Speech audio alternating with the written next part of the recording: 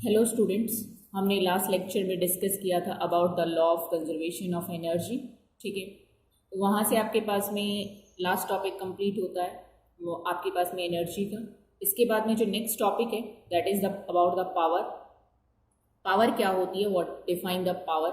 ठीक है, तो पावर को डिफाइन करने के लिए फॉर एग्जांपल आपके पास में कोई बॉक्स है, ठीक है, और इस बॉक्स के लिए आपके पास में क्या है, आपको इस बॉक्स को उठाकर मे बी ये ऑन द अर्थ है, ठीक है, तो आपको इसको फर्स्ट फ्लोर के ऊपर लेकर जाना है।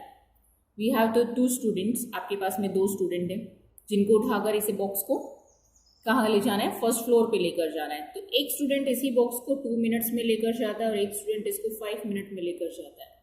ठीक है, तो आप क्या कहते हैं कि जब जो स्टूडेंट आपके पास में, for example this is A and B students, ठीक है, दो स्टूडेंट है और ए स्टूडेंट उसको 2 मिनट में लेकर जाता है एंड बी जो स्टूडेंट है वो उसको 5 मिनट में लेकर जाता है।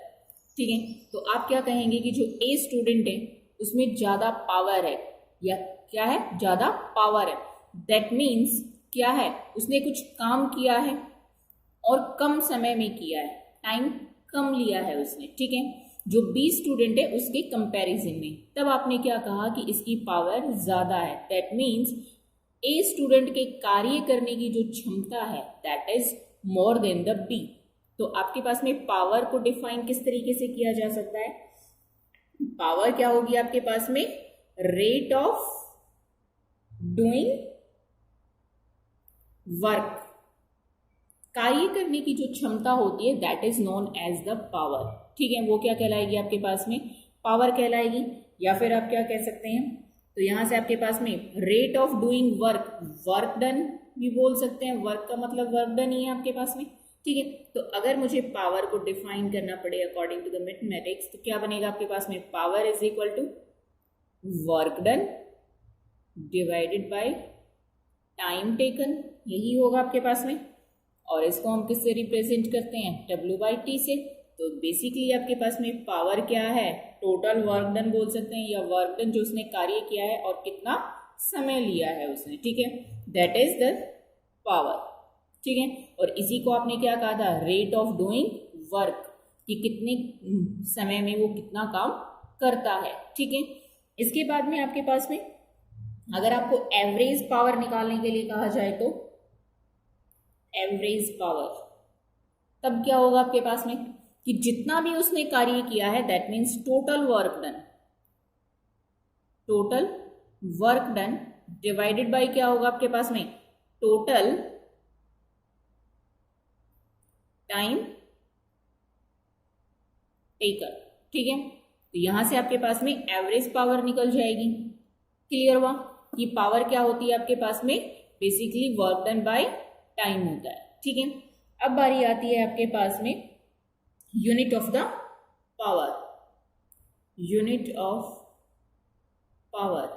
तो जब आपको मालूम है कि P is equal to W/T, ठीक है, कि P is equal to W/T, तो यहां से आपके पास में SI यूनिट की बात की जा रही है। That means SI unit of work done क्या होगा आपके पास में, SI unit of work done is joule. Then time की SI यूनिट क्या होगी, सेकंड। जब यहाँ पर आप पुट करेंगे तो क्या बनेगी, पावर के लिए joule by second, that is equal two joule second inverse. ठीक है, क्या बनती है आपके पास में, जूल सेकंड इनवर्स बनती है आपके पास में। और ये किसके इक्वल होती है, 1 वाट के इक्वल होती है। ठीक है, तो आपके पास में पावर की SI यूनिट क्या होती है, वॉट होती है, और वो किसके इक्वल होता है, जूल पर सेकंड के इक्वल होता है। अगर आपसे कहा जाए कि डिफाइन द 1 वाट, तब आपको क्या होगा आपके पास में कि 1 वाट को डिफाइन करने के लिए कहा जाता है, दैट मीन्स कि power will be 1 what if 1 joule work done is completed in 1 second. ठीक है, अगर 1 जूल कार्य आपके पास में या वर्क जो है आपके पास में वो 1 सेकेंड में कंप्लीट होता है, तब उस मशीन की या उस इंसान की पावर कितनी होगी, 1 वाट के इक्वल होगी। ठीक है, देन इसके बाद में जो नेक्स्ट आता है, पावर की जो यूनिट है आपके पास में वो आती है आपके पास में प्रैक्टिकल यूनिट।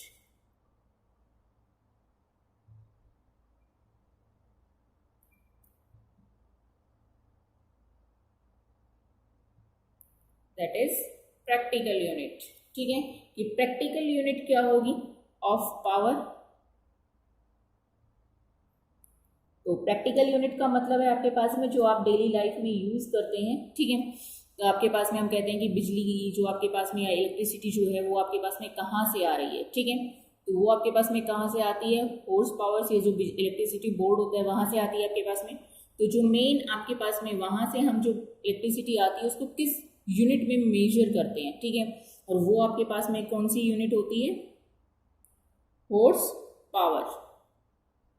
तो प्रैक्टिकल यूनिट क्या है आपके पास में पावर की, हॉर्स पावर होती है। और 1 हॉर्स पावर किसके इक्वल होता है, 1 horse power is equal to 746 watt.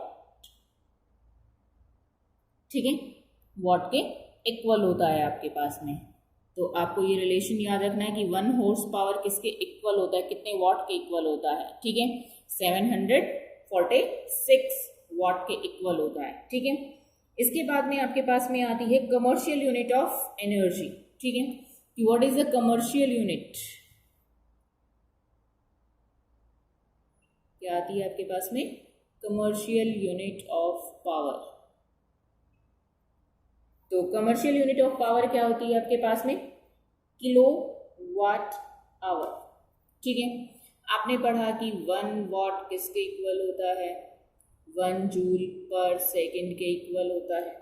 ठीक है, तो यहाँ से आपके पास में किसको डिफाइन करना है, 1 किलो वाट आवर को। ठीक है, तो यहाँ से आप क्या निकाल सकते हैं कि 1 kilo watt hour is equal to, kilo का मतलब 10 की पावर 3 वाट आवर के बराबर हो गई है आपके पास में। देन यहाँ से आप क्या करेंगे, वाट के लिए आप यहाँ से पुट करना स्टार्ट करेंगे। तो 10 की पावर 3 इंटू में 1 वाट किसके इक्वल होता है, 1 जूल पर सेकेंड। इसके बाद में इसको चेंज करेंगे तो किस में, सेकेंड्स में चेंज करेंगे तो कितना आएगा, दिस मच सेकेंड। ठीक है, तो जब आपके पास में 1 किलो वाट आवर, तो इस सेकेंड इनवर्स से मैं इस सेकेंड को कैंसिल आउट कर सकती हूँ। ठीक है, तो आपके पास में यहाँ पर क्या बचता है, 10 की पावर 3 इंटू में, और अगर इसको मैं पावर में लिखना चाहूँगी तो 3.6 इंटू 10 की पावर 3 जूल बचता है। सेकेंड तो कैंसिल आउट हो गया, that is equal to 3.6 into 10 की पावर 6 जूल, यानी कि 1 किलो वाट आवर कितनी जूल के इक्वल होता है, 3.6 इंटू 10 की पावर 6 जूल के इक्वल होता है आपके पास में। ठीक है, कहीं पर आपको ये ऐसे भी लिखा हुआ मिल सकता है कि कितने की होता है, 0.36 इंटू 10 की पावर 7 जूल भी बोला जा सकता है। अलग अलग ऑप्शंस आपके पास में हो सकते हैं, या फिर 36 इंटू 10 की पावर 5 जूल भी हो सकता है। ये डिफरेंट फॉर्म्स हैं, ऑल आर इक्वल। ठीक है, ये सारी की सारी आपके पास में इक्वल फॉर्म्स हैं। क्लियर है, तो आपके पास में this is the commercial unit of the power. ठीक है, कमर्शियल यूनिट क्या है आपके पास में, किलोवाट आवर होती है, और 1 किलोवाट आवर कितने जूल के इक्वल होता है ये आप यहाँ से कैलकुलेट करते हैं। ठीक है, तो किलो की जगह पे 10 की पावर 3, वाट कितने जूल के इक्वल होता है, या वाट किसके इक्वल होता है, जूल पर सेकेंड के, और आवर्स को आपने सेकेंड में चेंज किया तो आपके पास में this much of the second. और फाइनली आपके पास में जो रिजल्ट आता है वो है, आपको जो लर्न रखना है, 3.6 इंटू 10 की पावर 6 जूल के बराबर आता है। ठीक है, इसके बाद है आपके पास में पावर को आप एक डिफरेंट फॉर्म में भी पढ़ सकते हैं। पावर का आपने फॉर्मूला पढ़ा है जो अभी है, that is P is equal to W by T, P is equal to W by T. ठीक है, तो आप इसको किसकी फॉर्म में भी, वर्क डन है, तो वर्क डन आपके पास में क्या होता है, work done W is equal to force into में डिस्प्लेसमेंट। देन अगर यहाँ पर वैल्यूज पुट करेंगे तो क्या बनेगा, डिवाइडेड बाई टी, और एस क्या है यहाँ पर, डिस्प्लेसमेंट, टी टाइम। तो हमने फर्स्ट चैप्टर में पढ़ा था कि डिस्प्लेसमेंट डिवाइडेड बाई टाइम किसके इक्वल होता है, वेलोसिटी के। तो ये किसके इक्वल आएगा, वेलोसिटी के इक्वल आएगा आपके पास में। ठीक है, तो बेसिकली पावर को अगर आपको वेलोसिटी की फॉर्म में पढ़ना हो तब क्या होगा, फोर्स और वेलोसिटी का डॉट प्रोडक्ट होगा। ठीक है, डॉट प्रोडक्ट होगा क्योंकि पावर क्या है आपके पास में, अगेन स्केलर क्वांटिटी है, ना कि वेक्टर क्वांटिटी, ठीक है। फोर्स भी वेक्टर क्वांटिटी है, वेलोसिटी भी वेक्टर क्वांटिटी है। तो जैसे वर्क डन आपके पास में स्केलर क्वांटिटी होती थी, बिकॉज फोर्स और डिस्प्लेसमेंट दोनों वेक्टर्स क्वांटिटीज का क्या था, डॉट प्रोडक्ट, और डॉट प्रोडक्ट हमें क्या देता है, स्केलर टर्म देता है। तो सेम यहाँ पर है आपके पास में फोर्स इन डॉट वेलोसिटी है आपके पास में, both are the vectors quantity. तो जब डॉट प्रोडक्ट लेंगे तो आपके पास में कैसी क्वांटिटी आएगी, स्केलर क्वांटिटी, ठीक है। तो फोर्स का पावर का एक फॉर्मूला तो आपके पास में ये है। अगर वहाँ पर आपके पास में न्यूमेरिकल्स में वर्क डन गिवन है और टाइम गिवन है, then you use this formula. अगर आपके पास में force and displacement something given है, then you can put this formula. और अगर आपके पास में वेलोसिटी की टर्म में गिवन है, देन यू कैन पुट और you can use this formula for the numericals, ठीक है। तो ये है आपके पास में। तो आप क्या कह सकते हो यहाँ से, एक डेफिनेशन तो बनती है, rate of doing work is known as the power, और यहाँ से क्या बनेगी, the dot product of the force and the velocity is known as the power, ठीक है। कि फोर्स और वेलोसिटी का जो डॉट प्रोडक्ट होता है दैट इज पावर, ठीक है। तो ये चैप्टर आपका यहाँ पर कंप्लीट होता है, ठीक है। और इसमें आपके पास में पावर हो गई, इसके बाद आप इसमें कुछ और वैल्यूज भी ऐड कर सकते हैं। फॉर एग्जाम्पल जैसे आपके पास में 1 किलो वाट होता है, वो कितने वॉट के इक्वल होगा, 10 की पावर 3 वॉट के इक्वल होता है। 1 मेगा वॉट है, वो किसके इक्वल होगा, मेगा का मतलब 10 की पावर 6 वाट होता है। देन 1 गीगा वॉट किसके इक्वल होगा, 10 की पावर 9 वॉट के इक्वल होगा, ठीक है।